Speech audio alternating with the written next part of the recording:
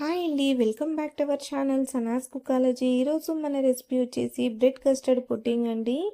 బ్రెడ్తో custard powder use చేసి ఎంతో టేస్టీగా సింపుల్గా ఈ డిజర్ట్ని మీరు ప్రిపేర్ చేసుకోవచ్చు.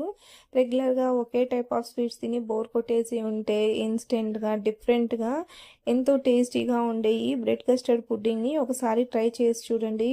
తినడానికి ఇది చాలా చాలా టేస్టీగా ఉంటుందండి. అలాగే చాలా సింపుల్ అండ్ ఈజీ రెసిపీ కూడా. పదండి ఇప్పుడు దీన్ని ఎలా ప్రిపేర్ చేయాలో చూసేద్దాం. దీనికోసం నేను ఒక 6 బ్రెడ్ స్లైసెస్ని తీసుకుంటున్నాను. మీరు ఎక్కువ క్వాంటిటీలో కావాలంటే ఎక్కువ బ్రెడ్ స్లైసెస్తో కూడా దీన్ని ప్రిపేర్ చేసుకోవచ్చు. ఇప్పుడు మనం సైడ్కి ఉండే బ్రౌన్ పోర్షన్ని ఈ విధంగా కట్ చేసి తీసేసుకోవాలి.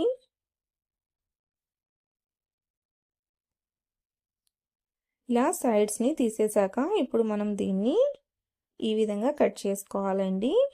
ఒక బ్రెడ్ స్లైస్ని 4 పీసెస్ లాగా ఈ విధంగా కట్ చేసుకోవాలి. చూడండి, ఈ విధంగా చిన్న చిన్న స్లైసెస్ లాగా కట్ చేసుకొని ఇప్పుడు దీన్ని పక్కన పెట్టేసుకుందాం. ఇప్పుడు 1/2 కప్పు మిల్క్ని తీసుకోవాలి. ఇందులోకి ఒక 2 టేబుల్ స్పూన్ల కస్టర్డ్ పౌడర్ని వేసుకుందాం. ఇప్పుడు కస్టర్డ్ పౌడర్ని ఉంటలు లేకుండా కలుపుకోవాలి. చూడండి, కస్టర్డ్ పౌడర్ని ఈ విధంగా ఉంటలు లేకుండా కలిపి ఇప్పుడు దీన్ని కూడా పక్కన పెట్టుకుందాం.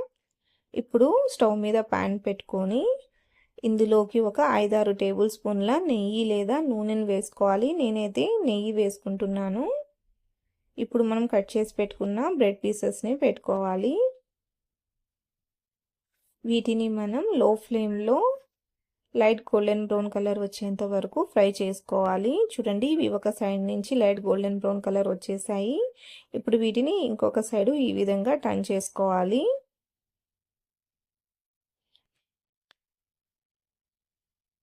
నాకు కొంచెం నెయ్యి తక్కువ అనిపిస్తుందండి, కాబట్టి నేను ఇంకొక 2 టేబుల్ స్పూన్ల నెయ్యిని యాడ్ చేస్తున్నాను. వీటిని మనం 2 వైపులా కూడా లైట్ గోల్డెన్ బ్రౌన్ కలర్ వచ్చేంత వరకు లో ఫ్లేమ్లోనే వీటిని ఫ్రై చేసుకోవాలండి. హై ఫ్లేమ్లో ఫ్రై చేసేవి మాడిపోతాయి. చూడండి, ఇవి 2 సైడ్స్ నుంచి కూడా లైట్ గోల్డెన్ బ్రౌన్ కలర్ వచ్చేసాయి. ఇప్పుడు వీటిని మనం తీసేసుకుందాం. ఇదే విధంగా మిగతా బ్రెడ్ పీసెస్ని కూడా మనం ఫ్రై చేసి తీసుకోవాలి.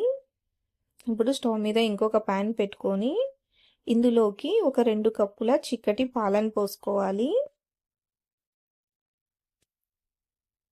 పాలను పోసుకున్నాక పాలని మనం బాగా మరగనివ్వాలండి.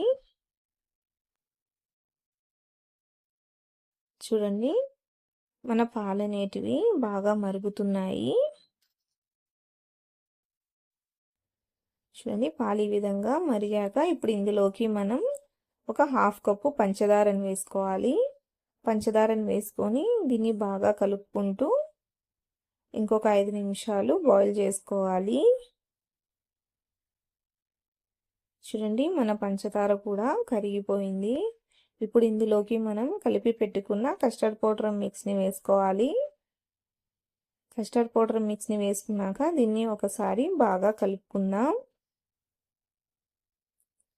చూడండి, ఈ విధంగా ఒకసారి బాగా కలుపుకున్నాక ఇప్పుడు ఇందులోకి మంచి కలర్ ఫ్లేవర్ కోసం కొద్దిగా కుంకుమ పువ్వుని వేసుకుందాం.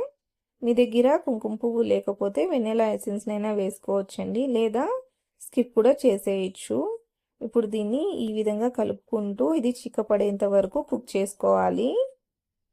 చూడండి, మన కస్టర్డ్ పౌడర్ మిక్స్ కూడా చక్కగా కుక్ అయింది. అలాగే మన పాలు కూడా థిక్ అయ్యాయండి. చూడండి, ఈ కన్సిస్టెన్సీలో ఉన్నప్పుడు మనం స్టవ్ని ఆఫ్ చేసేసుకోవాలి. ఇది చల్లగా అయితే ఇంకొంచెం థిక్ అవుతుంది. ఇప్పుడు మనం ఫ్రై చేసుకున్న బ్రెడ్ని ఈ విధంగా ట్రేలో కానీ బౌల్లో కానీ సెట్ చేసుకోవాలి. ఇప్పుడు ఇందులోకి మన కస్టర్డ్ పౌడర్ మిల్క్ని వేసుకోవాలి. చూడండి, ఈ విధంగా అంతా వేసుకోవాలండి. ఈ విధంగా మొత్తం వేసేసుకోవాలి. చూడండి, ఈ విధంగా కస్టర్డ్ మిల్క్ వేసేసాక ఇప్పుడు పైనుంచి సన్నగా తరిగిన డ్రై ఫ్రూట్స్ని వేసుకోవాలి.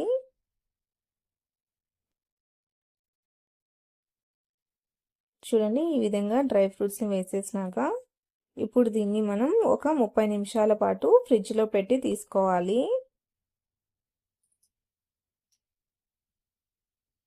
30 నిమిషాల తర్వాత చూడండి ఎంతో టేస్టీగా ఉండే మన బ్రెడ్ కస్టర్డ్ పుడ్డింగ్ అనేది రెడీ అయిపోయింది.